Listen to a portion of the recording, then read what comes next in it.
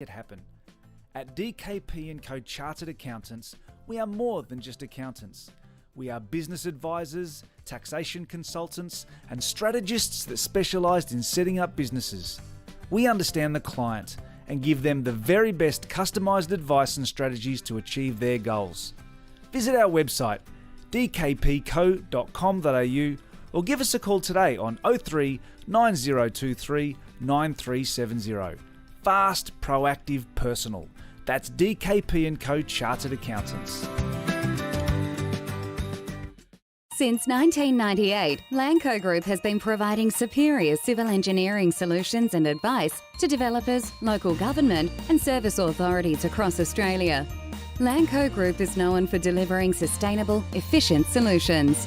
By working closely with clients, Lanco Group is able to meet the complex infrastructure requirements for residential, commercial and industrial developments on time, on budget. Find out more at lancogroup.com.au. Lanco Group, your business partner for engineering solutions. Buying your electricity from the big energy companies is now the most expensive way to power your home. In fact, the average electricity bill in Australia has more than doubled in the last 15 years, but not for the ones who went solar. Unlike your electricity bill, the price of solar has actually come down, and there's also government rebates available. So what are you waiting for? Join the 2 million households already saving hundreds of dollars every year. See how much your roof could be making you at solarpowerco.com.au. Go solar and get $500 cash back with the Solar Power Co, Australia's most trusted solar brand. solarpowerco.com.au. You're listening to the State of Our Football Nation on FNR. Another Zoom session. George Danikian joining Josh Parrish via this incredible platform that has become almost a staple around the globe. Zoom, who would have thought it meant anything 2 years ago? But suddenly it's the go-to platform for just about everything. And it allows us, of course, at FNR to be able to not only talk to one another during lockdown, but to reach out and talk to a host of different guests and football identities that we would struggle to get into the studio, especially at the time that we're on air. Welcome to State of Our Football Nation. And as I said earlier, Josh Parrish is with me. And what a week it's been, Josh. So many things have been happening. The Socceroos have played their nemesis, Japan. And just like every other time we've played them in Japan, we have struggled, have we not? I think every time we go away to Japan, we talk ourselves into thinking we're going to beat Japan, and especially this time when they looked so out of sorts in the previous games. But yeah, I'm a little disappointed we didn't get a result. I would have personally been happy with a draw, considering the poor record that the Socceroos have had playing those away games and the sheer quality in the Japanese squad, regardless of their form. But yeah, to lose like that, in those circumstances with an own goal is a bit of a sickener, to be honest. It really could have put some distance between us and Japan or maintained that distance, but now they're totally back in the mix for automatic qualification. When was the last time we were an automatic go-to? And I've got to apologise for the audio. Can you believe NBN have decided, of all days, to give us an upgrade, and they're digging up the street outside? I thought someone was making you a smoothie in the background, George. That's very good. It sounds awfully like a very tasty smoothie. Unfortunately, it isn't. So apologies for the sound that shouldn't be there, but I'm hoping it's short rather than sustained. Anyway, it may well be over. But let's get back to the game. I thought Australia struggled early. I thought the Japanese were incisive. Every time they went forward, they really were a threat. Matty Ryan in goal was terrific. He was very strong. I can't blame him for any of the goals. And yes, we did have two mistakes at the back, but this is the thing of football. If you look at what happened between France and Spain in the final of the new Euro Nations tournament, it was one error, a fullback reaching out to put a foot on the ball and accidentally playing onside the guy who was offside, Kylian Mbappe. and away we go. He scores the goal. Everyone goes, how can that be? Well, the rule is, for as long as I can remember, has been if the ball is played, you're no longer offside. So I struggle that so many people, cannot get their head around it. But unless we change the rules, that's the way it's played, isn't it? Yes. Look, you're the referee, man. I go to you for all these subtle and very marginal moments. I didn't feel there were sanity. Any refereeing controversies in that game. We can talk about the penalty, but I thought that was a free kick. I thought the contact was outside and Australia scored from it anyway, so who cares? I thought it was a well-refereed fixture on the whole, in comparison to some other AFC qualifiers that we've been a part of. I don't think we can, at all blame Australia's loss on the officials. I felt Graham Arnold made a big mistake with changing his shape and his team selection. So oddly, with the inclusion of Aaron Moy as a sort of left-sided inside number 10, that he looked at a total fish out of water, and it seemed to constrict the space in which Australia's midfield had to play, because his movement off the ball was actually drawing opponents closer to Irvine and Hrustic at the base of the midfield, and they were getting caught on the ball. So I thought in a game where you're likely to lose out possession-wise to the Japanese and you're likely to get more opportunities in transition, Awan Mabil absolutely should have started on the left-hand side and given Australia a little bit more space and width. And speed. Yeah, because exactly. Aaron doesn't have too many gears. No. When he's at his best, he plays at that one pace and occasionally can zip it up, but that's always been a part of him. That the very best critics have always said the thing that separates him from being a truly elite footballer in the bigger competitions is the fact that he hasn't got a second or third gear.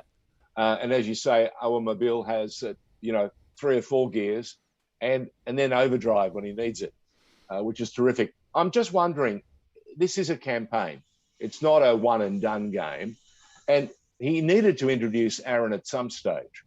And I concur with you that I don't think he should have, because my stance on Aaron Moy is he, like anybody else, should have to be playing regular club football to be considered for selection. That's true. I don't think he's so good that he walks into the team without having played really anything in 6 months. I mean, we all know his club situation and the difficulties with actually staging games in China at the moment, let alone the COVID situation. There's the economic crisis in Chinese football. So I doubt he'll be going back to Shanghai SIPG or Shanghai Port, as they're now called. I don't think just training in Scotland is enough to walk into the national team. And Aaron Moy is a player who, if he's out of fitness, you can really, really tell. And he looked vastly underdone in that Japan game. So I don't think it was the right time to reintroduce Aaron Moy to the fold. I think there are other players who are more deserving based on their efforts at club level and their match fitness. Yeah, no, I can't argue with anything that you've just stated.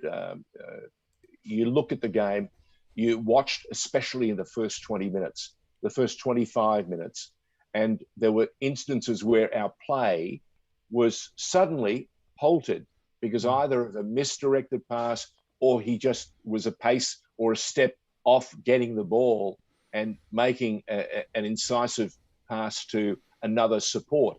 And this wasn't just once; it was half a dozen times, very closely put together. And I kept thinking to myself, "Gee, sometimes you pay for loyalty." And I hope tonight is not that night. And for what is it, nearly 90 minutes, we nearly got away with it, or Arnie nearly got away with it, due to a fantastic strike from Hrustic, who continues to grow and grow as a young footballer, making his name in international football. Yeah, he gets on the team sheet every time for me. He's been playing here and there for his club side in the Bundesliga. He's been dropped from the lineup recently, but it's a very good side that he's competing for a place in, and a very, very high-quality league.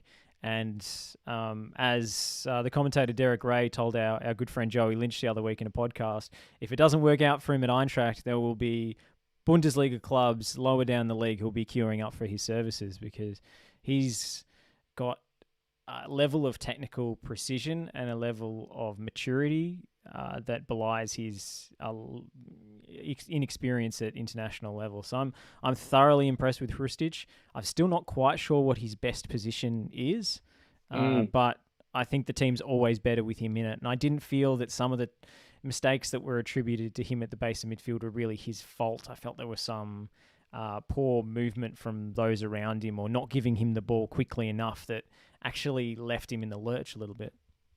Well, and that is the problem a lot of the time with some of our play at Socceroo level. It's the support, it's the service, and we keep hearing it in other competitions.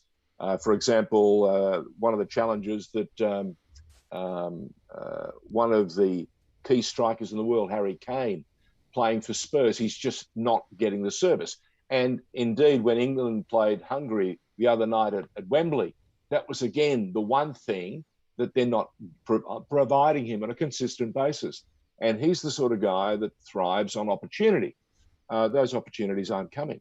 And the same applies, whether it was Martin Boyle, whether it was that Taggart early on. I thought he almost got that touch where he wanted it. The goalkeeper got the barest of, was it knuckle or a finger, and it ended up hitting the post. That would have been a terrific fillip for the Socceroos at that juncture. That would have been a reply to a terrific early goal and a mistake by the Australian defence, and that would have got us 1-1. And again, we may well have seen a little more positivity. It wasn't to be, and of course, we were stranded very late in the game. An awkward moment for a young guy who is plying his trade in Turkey and has continued to grow as a footballer. But yeah, he was found out twice, and he just got to wear it. That end of story. We've just got to move on. Yeah. The next game, he wants it, and he wants it to be played in Australia.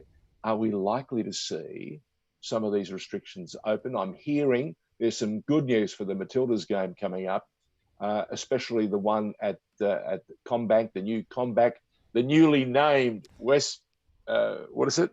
The newly Bank West Stadium in Sydney is now called the Combank Stadium, and it's going to be. I think they're going to extend the tally and the level of fans to about 75% of capacity, which means we may see something like, 20,000 in what is a 30,000 seater?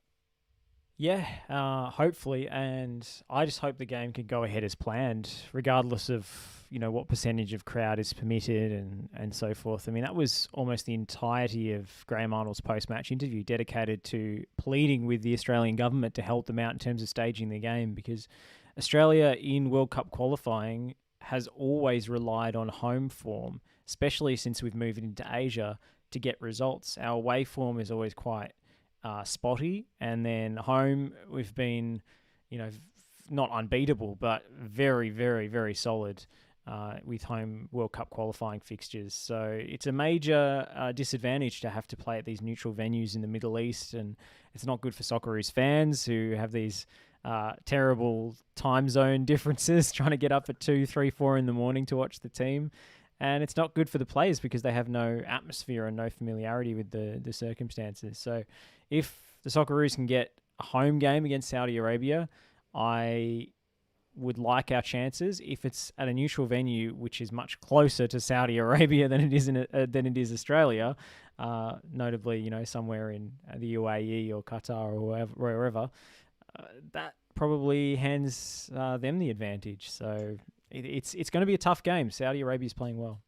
Yeah, absolutely. I have no doubt that it's going to be a tough game, and this has been the form guide for the last few campaigns.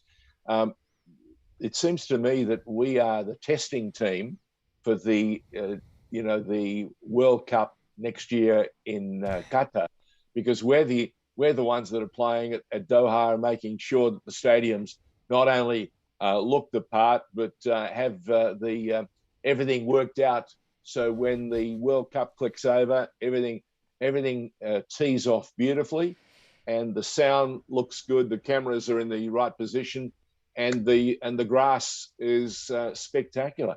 And the air conditioning's on. Oh, the air conditioning! Look, it is revolutionary what they're doing, allowing the world to come in the height of summer and play in a part of the world where you wouldn't be putting competitive football on, but they have done something quite extraordinary, and it's going to be a sight that is going to shake so many people. There are a lot of people who didn't want it to happen for obvious reasons. There's been an awful lot of things said about Qatar and how the actual bid was won. Yep. But and indeed how those stadiums are constructed as well. Correct. Yes, and what's gone on and what's gone on in the background. Mind you, this is all going on. This narrative is all going on while we see a huge announcement in the last week in Britain, where the EPL has accepted an offer from a Saudi consortium to take over one of the grand old English football clubs, a club that we've all admired for various reasons, especially through the years. I'm talking about Newcastle United. And suddenly they've gone from the head case or the basket case of the EPL under Michael Ashley, who the true supporters just said, we're over him. He's been using us for whatever reason. Let's just get him out of the league and let's get him away from Newcastle. And suddenly this consortium has come along. It's had a couple of years knocking on the door, finally the bid. And I think it all came down to a certain decision between Qatar and Saudi Arabia. I think beIN Sport have been fighting this battle for about 3 or 4 years, that the EPL rights that they were paying for were being pirated by some elements in Saudi Arabia. And yes, the delightfully named Be Out Q, which is a quite incredible barefaced knockoff of all of beIN Sports content.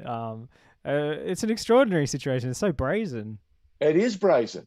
And here we are, the 19 other EPL clubs, if you believe the latest stories coming out of London and Manchester, they are furious that this consortium is up and running, and no less their first game against my boys Tottenham.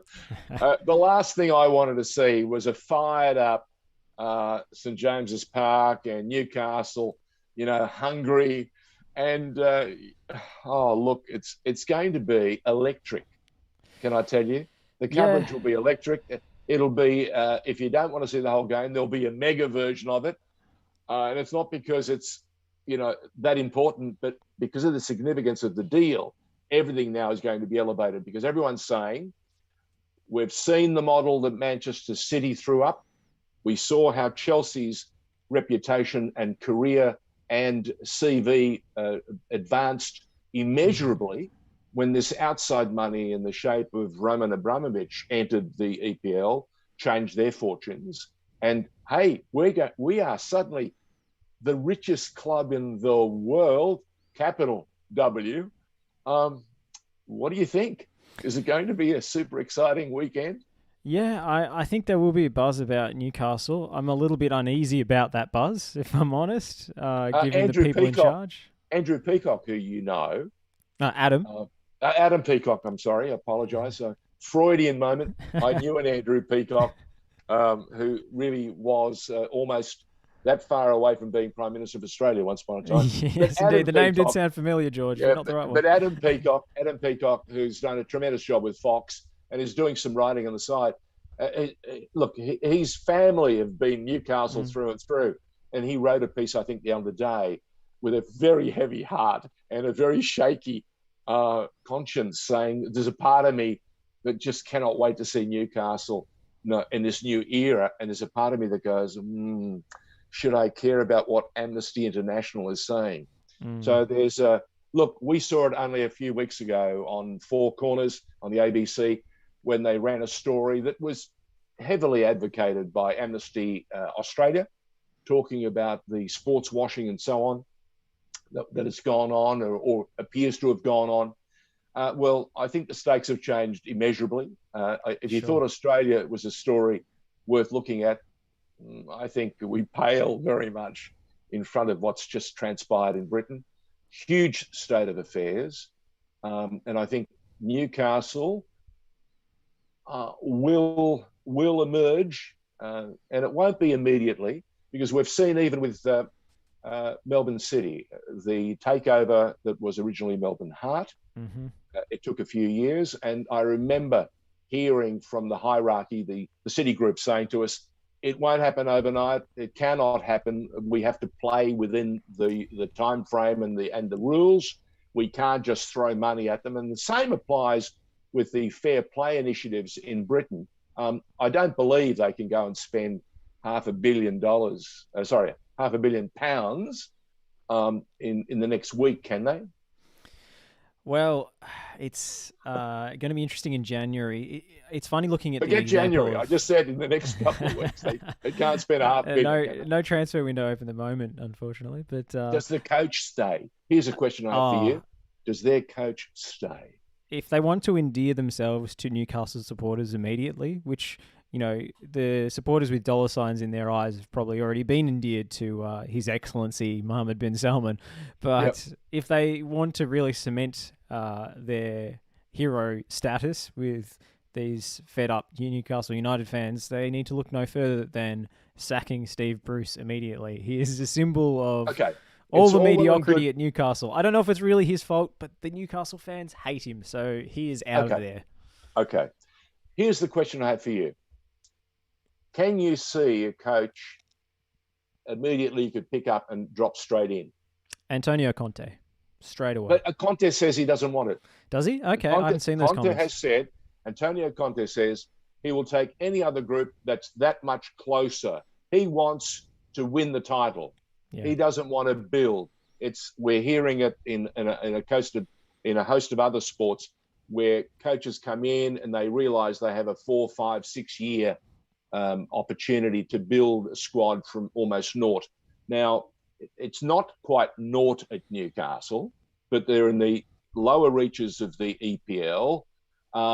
They have some talent, but do you give Bruce, with this newfound money and support, a chance to show what he can do over the next half a dozen weeks, or at least a couple of months till Christmas, till January? Or do you go gone tomorrow and you put someone in for Sunday and saying he's the caretaker until the contracts are signed for the next big thing? And who is the next big thing if it's not Conte? If they're going for a younger manager who they want to build around, they could think about someone like Steven Gerrard, trying to get him away from Rangers, because I think he's proven his credentials in winning the title in Scotland. If they want to go even bigger name, I mean, Newcastle fans still love Rafa Benitez. He seems to be a bit busy at Everton. I don't know how. And doing a good job. I'm just looking at the odds from the odds makers as to who they think is going to join. Lucien Favre is a name that's come up, and a name that's also been ridiculed by some in the British media who I don't think are familiar enough with his work. He's a very good coach. I don't know if it's the right fit. He does have a bit of a temper. I mean, so does Antonio Conte, I guess. But he has played some pretty entertaining football and is very experienced. And I would be excited to see him in England. I'm not sure. The British, Josh, have been notorious for having a go at people that they don't readily recognise. Yes. Do you remember the brouhaha number of years ago, and it's quite a number of years ago now, when a guy called Arsene Wenger was handed the reins at Arsenal, and they went, who? Yeah, indeed. And the cultural shift that Arsene Wenger then started to enact, all you kept hearing, there were stories every other week, and I can tell you that because I remember being on air and reporting on it. I think in the days when I was doing more sport on television, and we kept hearing from some of the favoured sons of Arsenal who couldn't believe they were being told no more beer, Yeah, No more Tuesday club. No more fish and chips. No more this, no more that. And they were asking them to not only change their diets but change their ways. And there were people saying that this can't be right. And it wasn't Merson, mind you. Merson seems to say silly things all the time, but there were a host of others who were mimicking the sorts of headlines that Paul Merson comes up with almost every other week. He is a clown, and people enjoy his commentary quite a deal. I don't know why. Maybe it's because we all need a clown in our lives, especially when our lives have been so difficult over the last couple of years. But we have seen the British and the British press in particular scoff at just about every name that's thrown up. I'm just thinking, other than the one you've just named, is there another significant coach or manager that you would say they're primed and ready? It's interesting because I'm not sure what the priority is going to be for this group. I don't know if they want to go for a star attraction, a rock star manager or a Mourinho type to You remember what have City his did? name. Remember what City did at the very beginning? Yeah, indeed. I mean, they had Mark Hughes, did they not? Yeah. So They stayed with Hughesy. Yep. Yeah, brought him in, stayed with him for a little while, then realised that the Pellegrinis had to come and others. Yeah, Mancini and we, first, I think it was. Yeah, the Mancinis and so on. And we saw, the emergence of that new cultural shift at Manchester City, and it's been phenomenal. Now, if that's the model, then I put it to you, the Saudi group and their CEO or their head of mission, shall we say, Miss Staveley. She looks the good. She sounds like she knows what she's talking about.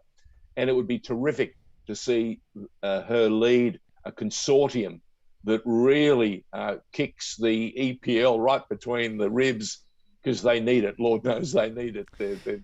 Some of them are set in their ways. It's a little bit of an indictment. Exciting. It's a little bit of an indictment, George, on the state of modern football and money sort of ruling everything, that you need to accept a takeover from a despotic regime in order to compete for trophies in England. I mean, it's... Well, it's interesting you say that, but I throw something else at you. The American sports owners have been just as notorious. We've had some truly quixotic owners of football clubs and basketball clubs and baseball clubs in America, and some of them very heavy-handed, some of them ruthless to the core. And yet, if they had the money, it didn't matter whether they were, in court for, and convicted for anything. It was just get our team and win a title or win a premiership, and the fans will go with you. And it's been the case. We saw, the great George Steinbrenner actually, thrown away from the game. He was told to step away from his new acquisition, the New York Yankees, and he put a bunch of caretakers in, and he was told to stay away. He then allowed them, they all allowed him to come back. But this is after the caretaker group had begun this new era and had started winning in a meaningful fashion.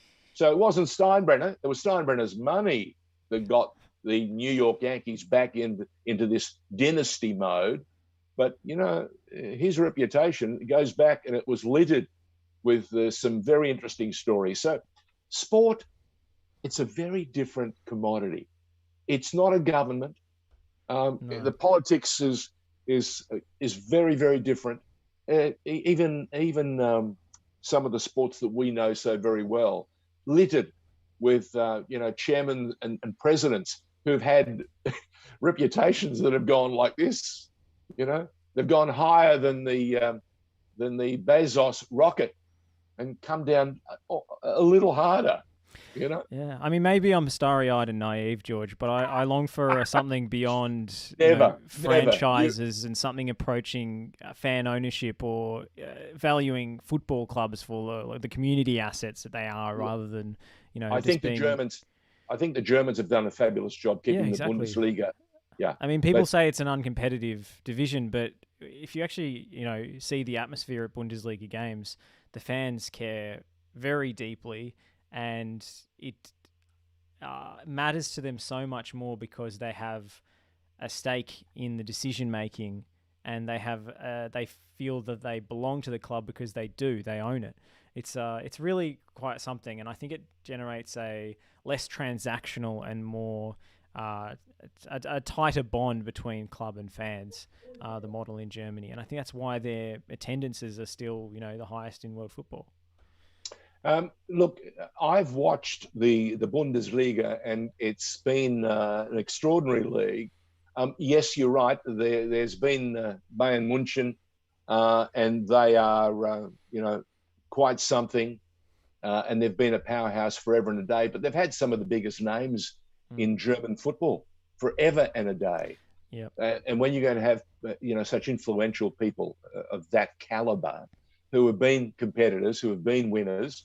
And I was listening to Jürgen Klinsmann talking only the other day, and he said whenever there's a tournament, it's absolutely written in the contract that Germany must be competitive. Not will they be or won't they be, must be. It's absolutely a requirement.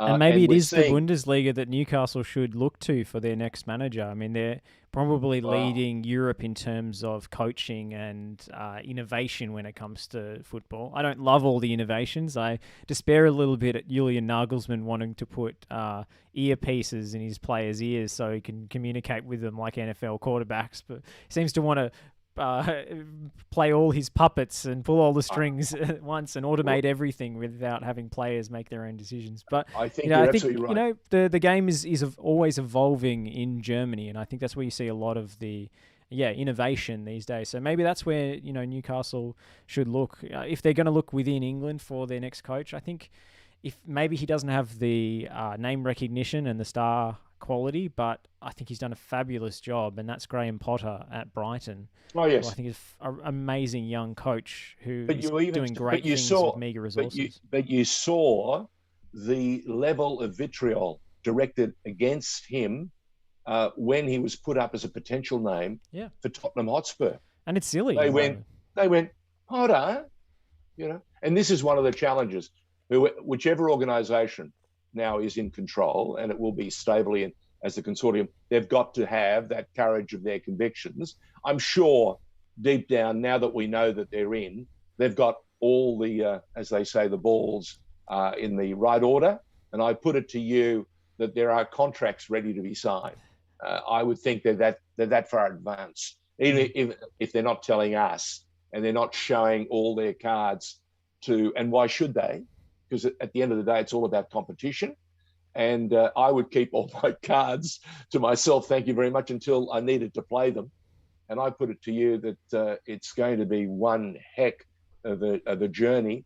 And it's going to be interesting to see the Magpies, the black and white, become a force again in the EPL. And that the questions are going to be now, how many players will Manchester United lose? How many will defect from Chelsea? This will be, for years we've been hearing, oh, look, who's Manchester United going to take from you, right? And that's been the case. I mean, at Tottenham, for example, we lost a bundle. Teddy Sheringham went, Caddick went, who's a terrific young talent. Berbatov went. And of course, everyone was saying only a couple of years ago, Harry Kane's got to go to Manchester United. Well, hey guys, I'm here to tell you that Manchester United is going to find out what it feels like to be a club that is now a target for intervention. It's going to be very interesting. Well, a lot of attitudes are going to change. Speaking of Spurs, I mean, are Newcastle tempted to make him the new Alan Shearer, the new English centerpiece?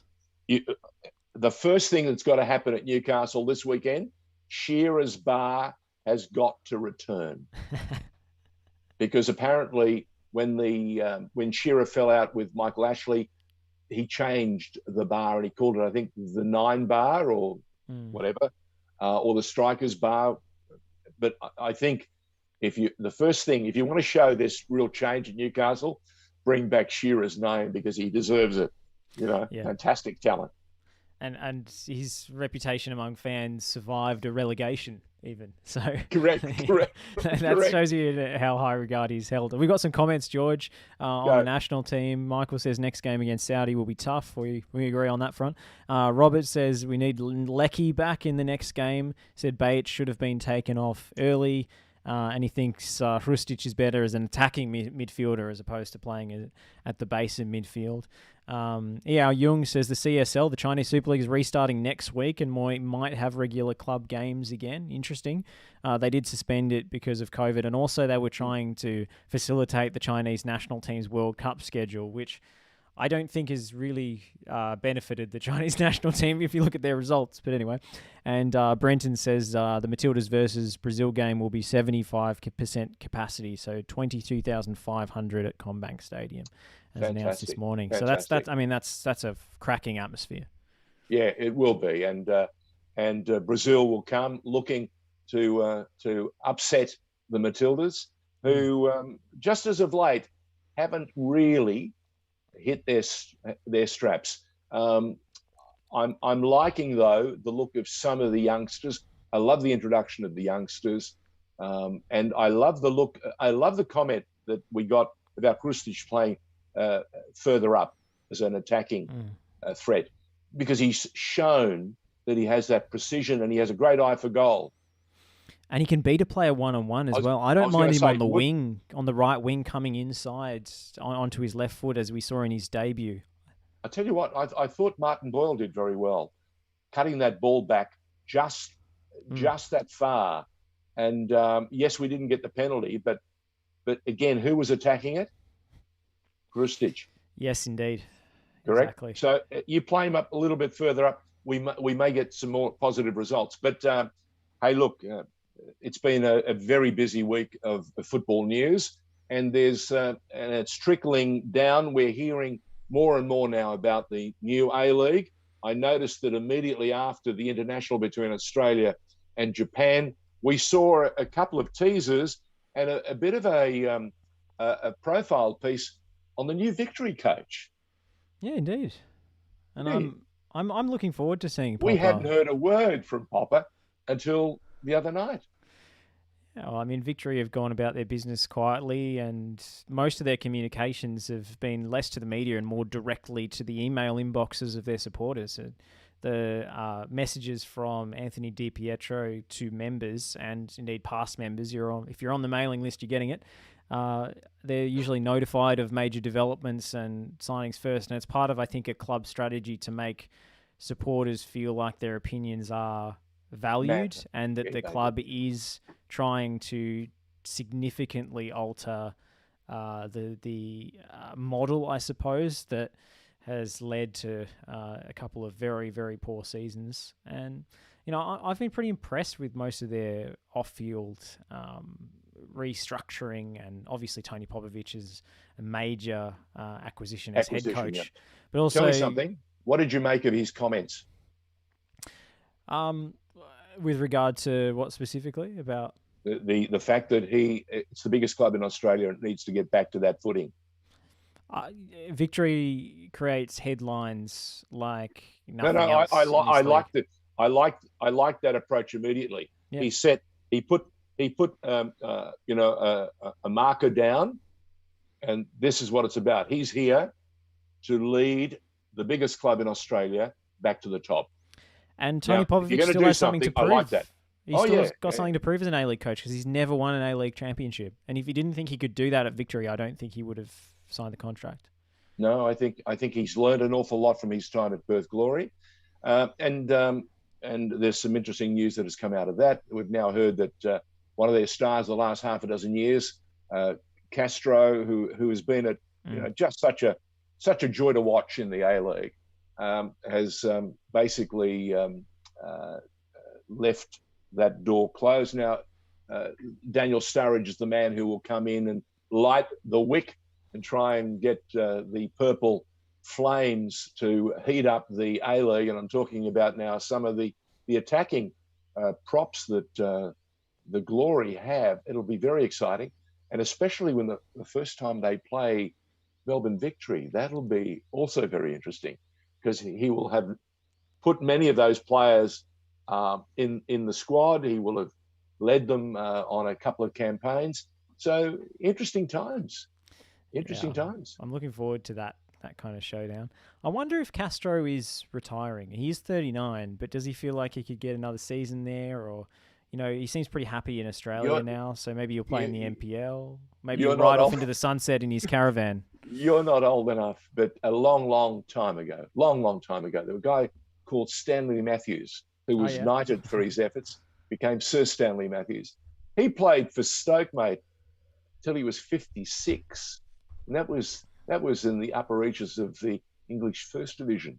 Yes, very different game, I admit, but 56, you don't have a right to play competitive football at 56. And we're not talking Sunday leagues either. All right. He played, seriously attractive and competitive football into his 50s. That's remarkable, isn't it? And it's funny because most of the players that have those sorts of ridiculous longevity, including Matthews, I believe, and even across other sports like Tom Brady, for example, are just sort of mad fitness gurus who have really disciplined lifestyles. For all Diego Castro's qualities, I don't think he actually falls into that category at all off the field. He's, he enjoys life. He doesn't like preseason. He often uses the first few weeks of the A-League season to play himself into shape. So to be going for as long as he has done when he's not that kind of, mad fitness, doing crazy experimental diets and regimes in the off season. Ronaldo, 39, amazing. Ronaldo-like. Yeah, not at all. I mean, granted, Diego Castro's game didn't rely on running a whole lot. It was thinking first and having a better touch than anybody else on the pitch. And vision. His ability to see opportunity. Yeah, exactly. And thread a pass through a really blocked midfield or a packed defense. That was his artwork, and Diego Castro just lit up so many games for us. And you're right, he didn't have to run too far, but when he did run, they were like surgical incisions, and you went, "Oh my God!" Because so often it was against Melbourne City at critical times of the competition, and I was there to see them live. And let me tell you, a part of me was going, "Oh my God, how magnificent!" And the other part of my body was going, "Oh damn, here we go, we're going to cop another goal." And that is special. Yeah. When you don't hate an opponent, but when you sit and hold your breath when they do something because you know that they're that capable that they can turn the game. It's that feeling of dread in the pit of your stomach, isn't it, George? Yeah. Look, we're going to see so much more of it because there are some exciting things happening. And you touched on one of the other replies. They said they want to see Lecky back in the Socceroos. Well, if we play in Australia, there's every chance that Arnie will go to Matthew and go, "Matthew, now that you're settled in at the city, come and play the Socceroos." And I'm sure you're right. He will add, or as the viewer or the listener alluded to, he would make a serious difference because he just plays that game a little bit differently and runs into positions that others dare not, and he's brave as when he goes with his head. And he can do some other things too that make him a very exciting threat going forward. He's always been a good goal scorer for the Socceroos, seems to score important goals and arrive in dangerous positions at the back post in the penalty area. I think he's wholly capable of playing as an out-and-out number 9 if he needs to, as well as his usual positions on the wings. But more than anything, I think him being back in the 11 would give the Socceroos an opportunity to press higher up the park and more effectively. Because at the moment, you've got players like Taggart and Boyle who will do a lot of hard running and a lot of pressing, but the next line, the next wave of pressure is non-existent. And it was against Japan because you had Rogic and Moy, and neither of those guys, for all their quality, are going to do that much defensive work. They're just not athletically gifted in that sense. And so Here's a question. There was a midfielder from Japan who just completely dominated at sort of the back of the center circle and was getting the ball time and time again. Tanaka? I think it was. No, Endo. Sorry, Endo. Right. Wataru Endo is who am I thinking of, the number 6. Yep. And if you look at there's pass maps and the AFC puts up these brilliant infographics where you can select a player and you can see every position in which he received the ball. And there's this big hot spot just behind Japan's, inside Japan's half and just behind the center circle where Australia couldn't touch him. And if you have Lecky back in that team, you've got another willing mongrel presser who you can deploy and try and shut down those kinds of creative players. And I think that gives an extra edge. Here's a question for you, question without notice. And by the way, you're listening to State of Our Football Nation on FNR. George Danikian along with my co-partner Josh Parrish, and we're talking about football around the world, football in Australia. We've talked about international football, and of course we're talking about the Socceroos in Japan. Question mark, if we play the next game against Saudi in Australia, do you think there is a chance that Arnie may well recruit or indeed choose to pick some of the smarter youngsters like Azani or Marco Tilio as an impact player to come off the bench? I would love that, and it would require a bit of positional rotation. But given that we know Tom Rogic is not really a 90-minute player most of the time, is there an argument that he and Azani, who is also rarely a 90-minute player, could develop some kind of job share? Because at the moment, the usual sub at the 80th minute is they call someone them like platoon players. Exactly. In baseball. So we should have platoon players in the Socceroo lineup. Well, I think the usual swap is Hrustic goes higher and then someone like Jago comes on at the base of midfield. Yes. But could you potentially say Hrustic starts on a flank like he has earlier? Rogic starts in the number 10 role, but then at the 60, 70, 80-minute mark when Rogic is done, in comes someone like Arzani and Hrustic moves into the number 10 position. And I think that would give the Socceroos a little bit more creativity and attacking verve in the last 15, 20 minutes of games. I hope we can send this podcast to Arnie. Make him think. Not that we're experts, but we love the game and we want to, as they say, explore as many opportunities as possible. Speaking of exploring some stories and some subjects, we need to look at some of the changes, the potential changes to the NPL. And of course, the talk is bubbling behind the scenes about A-League 2 men's and women's. Men's essentially first up. Should we take a break and then come back after that and discuss it and some absolutely. of the things that might be happening? This is FNR, State of Our Football Nation with George and Josh. Back with more in a moment. Since 1998, Lanco Group has been providing superior civil engineering solutions and advice to developers, local government and service authorities across Australia. Lanco Group is known for delivering sustainable, efficient solutions.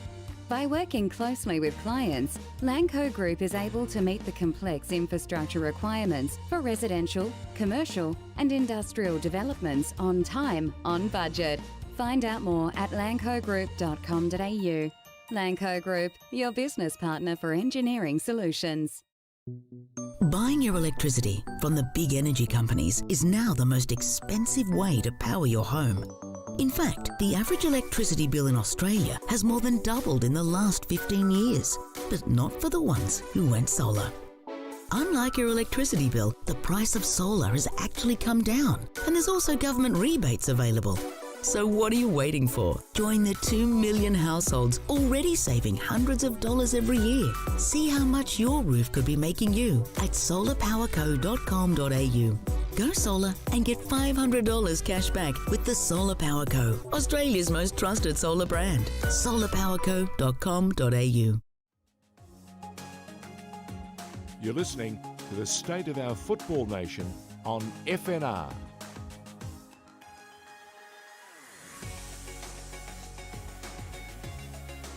State of Our Football Nation on FNR. George and Josh, talking all manner of things that have been affecting us and affecting the game.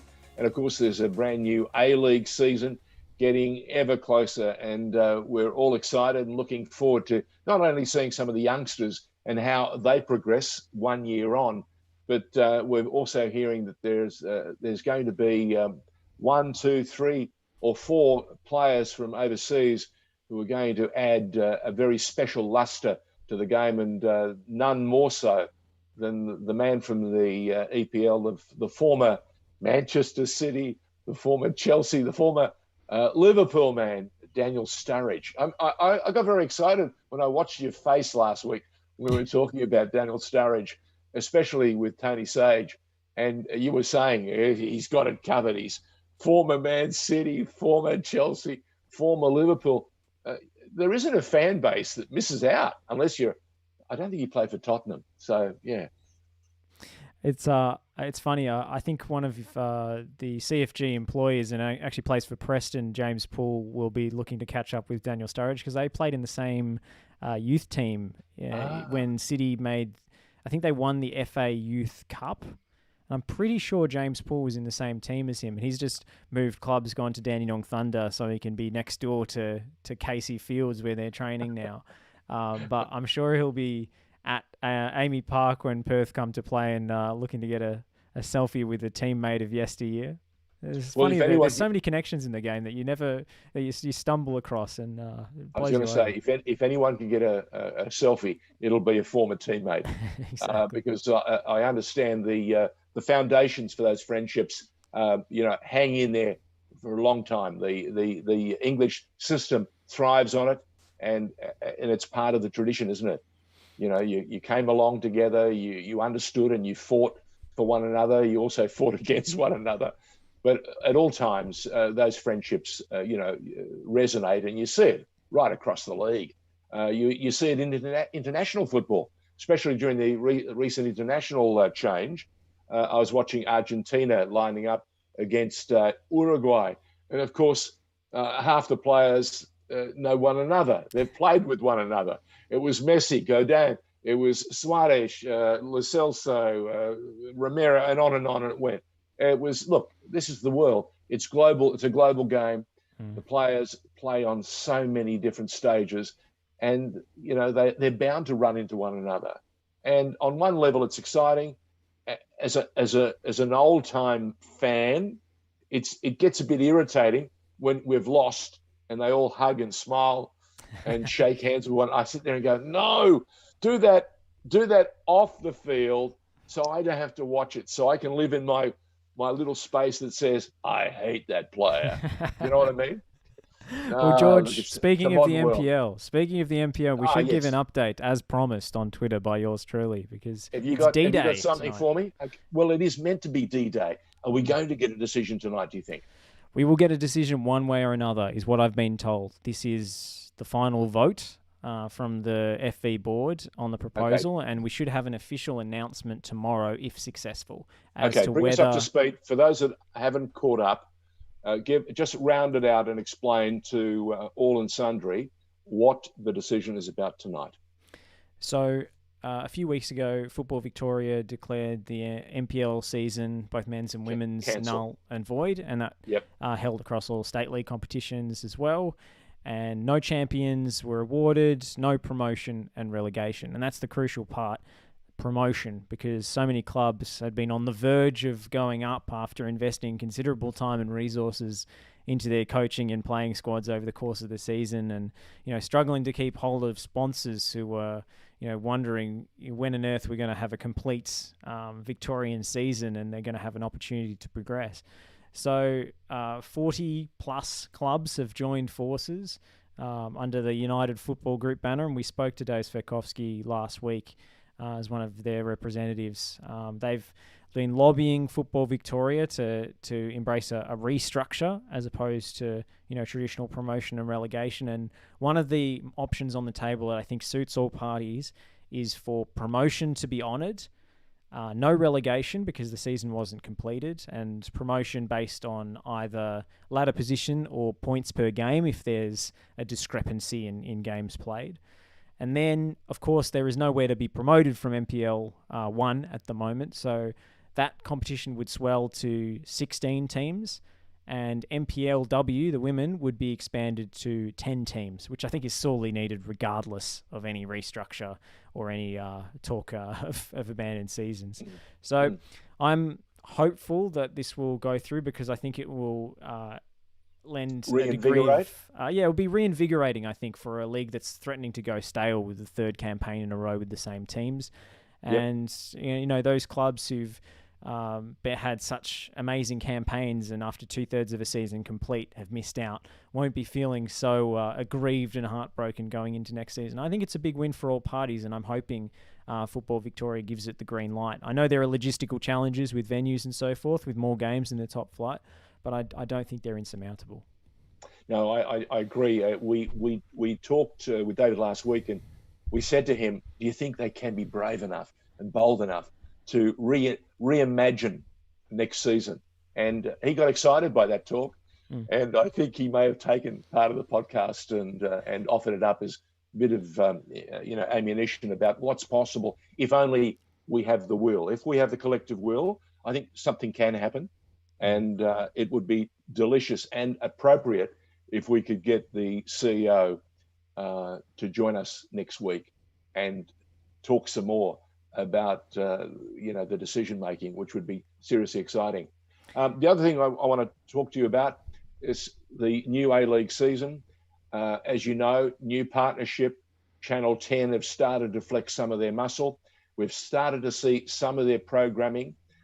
Very interesting. Some of the things need tweaking. I'm hoping to catch up and get on the FNR set Jeff Bullock, formerly with Fox, but now the man behind the scenes shaping this new football presentation. And I want him to roll up his sleeves and tell us just how different it's going to look and how it's going to feel and where they're pitching it. And I think that'll surprise you. Actually, it won't surprise you. I think it'll please you because they're going young. They believe that it's about changing not only the look, the feel, and the sound of the game, but they're also looking to do it in a fashion that we haven't had a chance, nor have we enjoyed it quite like this before. And 10 is arming itself with its 10 play, with its bold streaming platform, with its 10 free-to-air, and of course the Paramount Plus edition, which is a brand new offering. And for football fans who love their clubs, I think they're going to be very, very pleasantly surprised. We may be able to give them an all-access pass to get very excited about something they've never had available to them before in this code in this country. Yeah, I'm excited to know what the plans are. There's talk of introducing some more stats and tactics and so forth, and I nerd out about that stuff, so I'm definitely the technology and the data has never been more available than it is right now. There are some terrific companies now, whether it's SAP, whether it's some of the logistic groups that applying their talents to all the big leagues around the world. We're seeing it more and more. You're getting heat maps, you're getting tactical decisions, you're getting ISO. Once upon a time, we used to talk about the ISO camera. We decided we're going to watch Daniel Sturridge or we're going to watch Diego Maradona, and we'd have one camera just on them. Well, now not only they're giving us a camera, they're giving us all the movement, and you can see Messi walking, and where he walks and why he walks. Yeah. And then you see those magnificent moments where he presses that incision button, and it's like a hot scalpel, cutting through the defensive shape of the opposition. And it's just the most exhilarating thing on the planet. And you see it in a way that we've never been allowed to before, or it hasn't been on offer before. And as you touched on, you love that stuff. It increases the level of punditry when the pundits have the data and the proof, the angles and the replays at their fingertips. Backs them up. It backs Exactly, their and it, theories. I think Yeah. gives them more new perspectives and ways to explain well, what they know intuitively, to the audience. It also allows them to break down the triangles.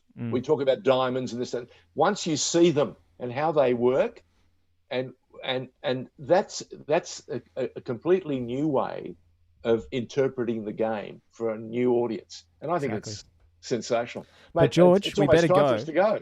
Because we've got a history show coming up next, and George, What's the history subject this week? they've got plenty to talk about. There's two guests on the show today, Greg Downs, but also your old mate Andy Pascalides is making a guest appearance. Well, send him my best wishes. He's right, got a rather somber subject, but I think it will be a fond tribute to John Economou. Yes, indeed. Yeah, okay. A legend guy. of There was Australian only football one of coverage. one Johnny E. There was only one, and I hope we don't bring the glossary out. You know what I'm talking about. Johnny Economist was one great character, and very few people realise his love of the game and how much he contributed to the early success days of St George, the old St George Budapest in Sydney. He really was quite a character. Oh, I can't wait for that. That's coming up straight after this, so stick around for All the best, if mate. you know Thank history you. and Catch you Andy next Pascalides. Thanks, George. Bye-bye. You're listening to the State of Our Football Nation on FNR.